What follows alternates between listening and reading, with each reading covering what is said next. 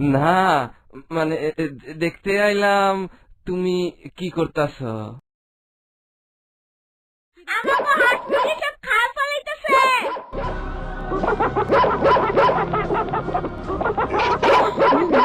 এটি দুইটা শিয়াল।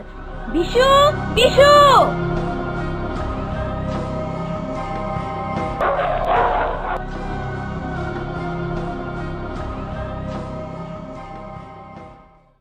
চলো বাবলু, স্কুলের জন্য তৈরি হই। হ্যাঁ, চলো।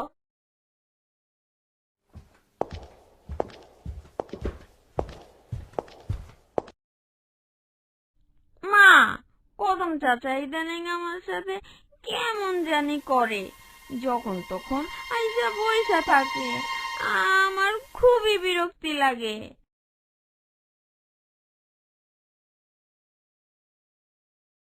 মা, আমরা স্কুলে গেলাম। আজকে ঝিলিক একটা অভিযোগ করলো, কদম নাকি কেমন করে, বলা কওয়া সারাই ঝিলিকের ঘরে ঢুইকা পড়ে। মাইয়াটা বড় হইতাছে।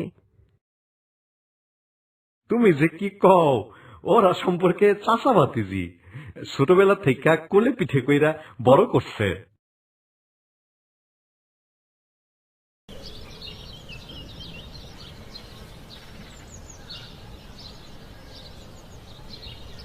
প্রত্যেকে এক একটা অঙ্ক 3-3 বার কইরা করবা।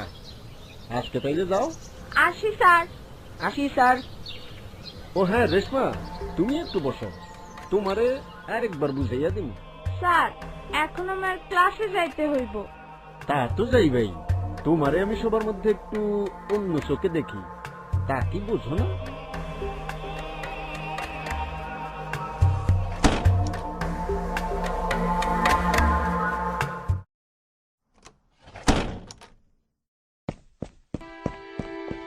এ কি রেশমা, তুই কাঁদতেছিস কেন?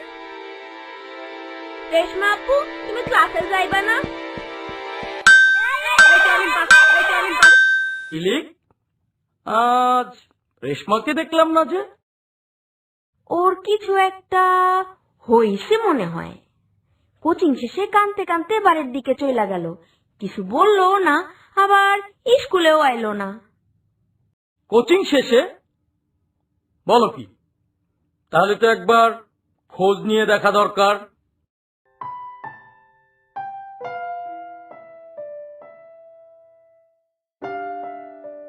রেশমা, মা রেশমা, মা রেশমা, তুমি ভয় পেও না, ঘটনাটা আমাকে বলো, আমি এর একটা বিহিত করতে চাই।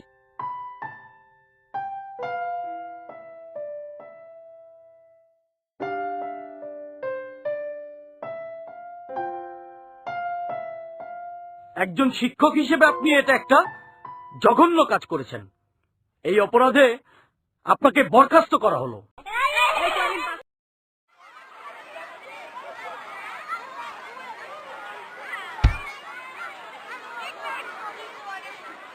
হেই ঝিলি, তুই আমাদের দলে খেলবি? না রে, আজ তাড়াতাড়ি বাড়ি ফিরতে হইব।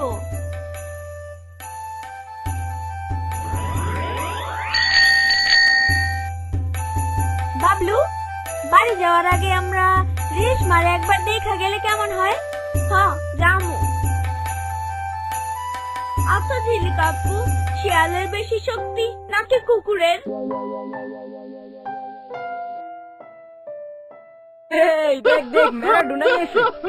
ম্যারাডোনা তো হাফ প্যান্ট পরে খেলে। যা যা, হাফ প্যান্ট পরে তারপরে আইস। আমার আপু তোমাকে যেতে অনেক ভালো খেলে।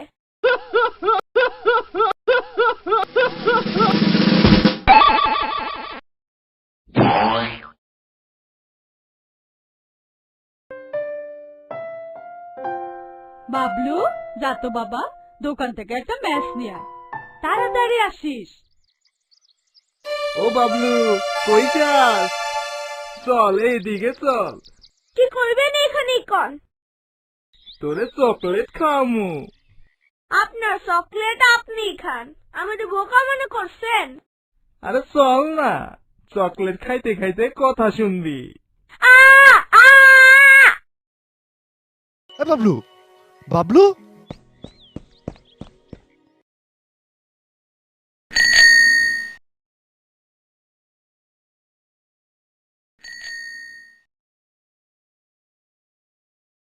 এই ঝিলিক, কেমন আছো? একে রেশমা না? কেমন আছো? ভালো আছি। চাচি, মনে আছে তো আজ 5টায় আমাদের উঠান বৈঠক, রহমত ভাইয়ের উঠানে? আপনারা সবাই আসবেন কিন্তু। আজ আমরা শিশুদের সুরক্ষার একটা নতুন দিক নিয়ে আলোচনা করব। আপনারা সবাই কেমন আছেন? ভালো আছি। হ্যাঁ, আমিও বেশ ভালো আছি। আজ আমরা একটা সম্পূর্ণ নতুন বিষয় নিয়ে আলাপ করব। অনেক সময় এই কথাগুলো লজ্জা মনে করে লুকিয়ে রাখি। এটা একদমই উচিত নয়। শিশু কিশোরদের আমরা বড়রা সবসময় আদর করতে পছন্দ করি, ছোটরাও আদর পেতে পছন্দ করে।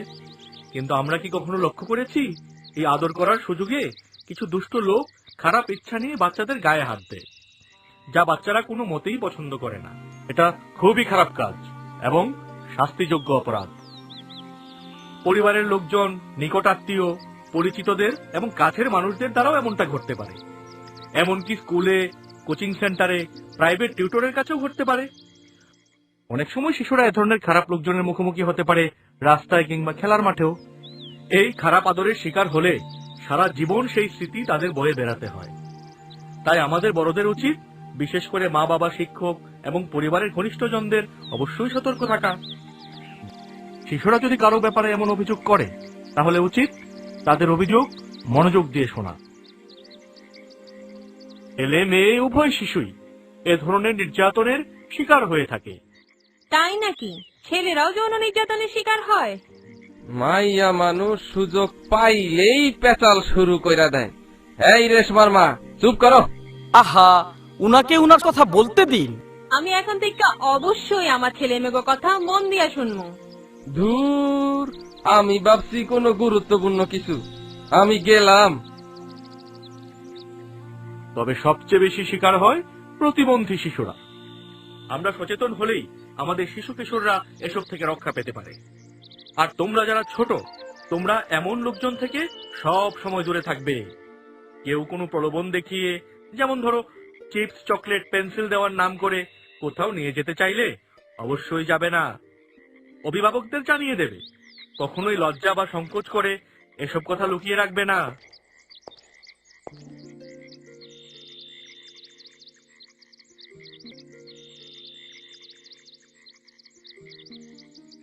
ঝিলি,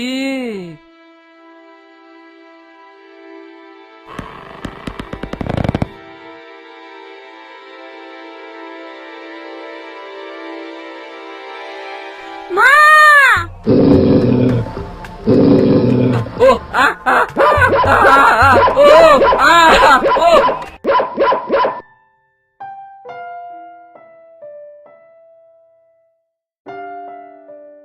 তুমি ওর চাচা, তুমি তারে রক্ষা করবা, এইটা তুমি কি করলা? আমার ভাবতেও কষ্ট হইতেছে তুমি এমন একটা কাজ করতে পারো। তুমি আমার ভাই হলো এই জঘন্য কাজের জন্য তোমারে পুলিশে দিব।